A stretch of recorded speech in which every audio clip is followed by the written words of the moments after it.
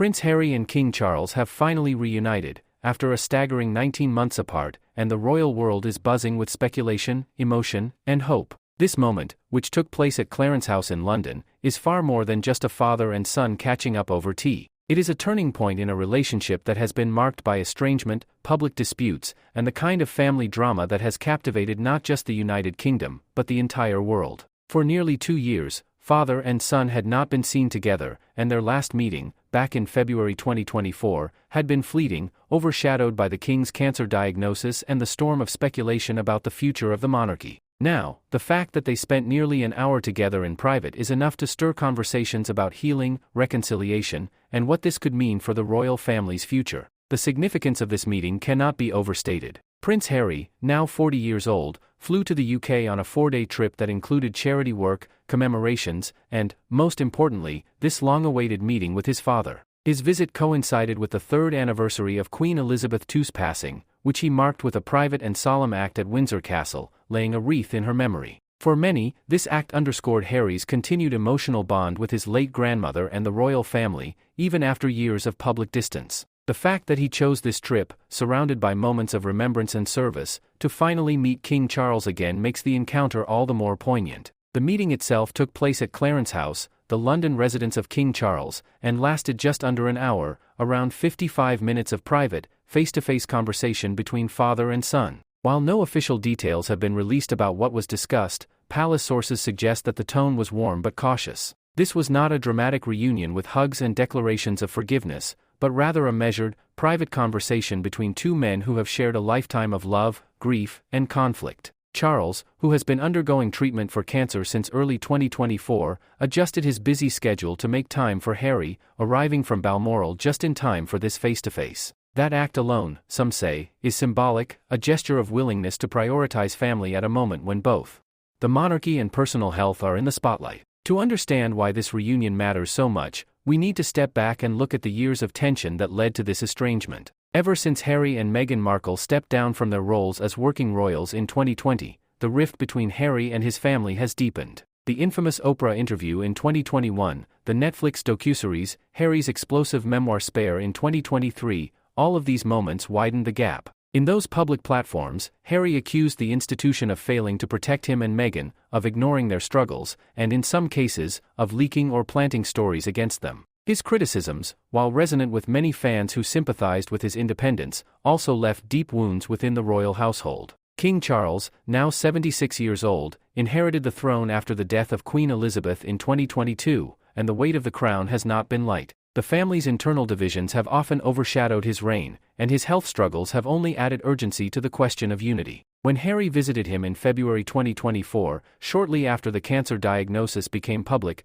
the meeting lasted only a short time, and many wondered if that would be the last time father and son saw each other. Now, with this longer, more deliberate reunion, hopes are rising that both men may finally be ready to put aside past grievances, at least enough to talk openly. But it isn't just about father and son. The elephant in the room is Harry's relationship with his older brother, Prince William. If Charles and Harry's reunion has been cautious but hopeful, the rift between the brothers remains wide open. William, who was in Cardiff during this recent meeting, did not take part in any face-to-face with Harry. He attended a mental health engagement as part of World Suicide Prevention Day, sending a clear signal that while Harry may be reaching out to his father, his brother is still keeping a careful distance. Over the years, William has been described as deeply hurt by Harry's revelations, and sources have long claimed that trust between the brothers has been shattered. Many royal watchers believe that even if Charles and Harry find common ground, the reconciliation between Harry and William may take far longer, if it happens at all.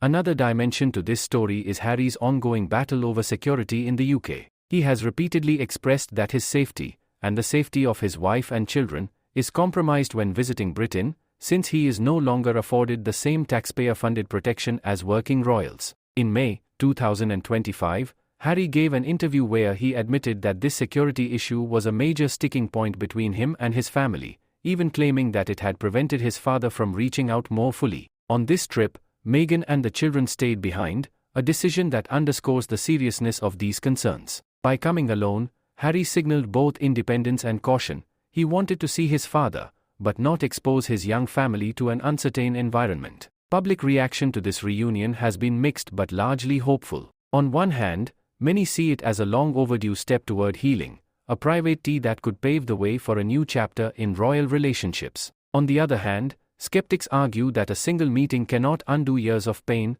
public airing of grievances, and mistrust. Still, the fact that Harry later spoke positively about his father, telling well-wishers that, "He's great, thank you," suggests that the encounter was at least cordial. Harry even cracked a light-hearted joke about London's tube strikes at a later reception, signaling that he was trying to project a sense of calm and ease during this high-stakes trip. This reunion is also deeply symbolic because of timing. It came not only after Queen Elizabeth's death anniversary, but also after months of speculation that the royals had reached a complete standstill. Behind the scenes, aides from both sides had reportedly been in contact since the summer, quietly paving the way for this face-to-face. That makes this moment less of a coincidence and more of a carefully arranged step toward reconciliation. It shows that, despite public appearances, both Charles and Harry may be quietly committed to finding some middle ground. For the monarchy itself, this reunion has larger implications. The British royal family has always been more than just a family. It is an institution,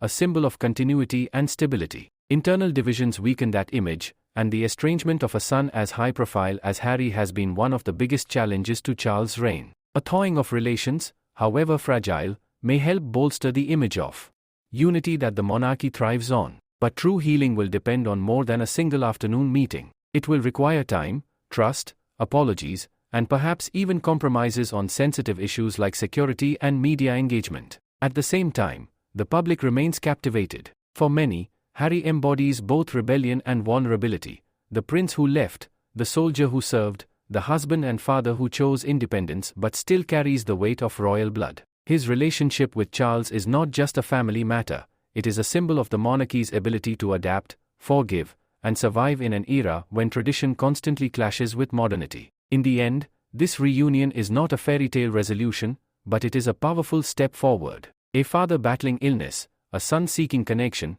and a family watched by millions around the world. The drama is real, and so is the potential for change. Whether this meeting becomes the first of many, or simply another fleeting moment before another long silence, only time will tell. For now, it has given the world a rare glimpse of hope, and a reminder that even behind palace walls, families struggle, argue, and sometimes, just sometimes, find their way back to each other. Make sure to like, subscribe, and stay tuned for more celebrity updates just like this.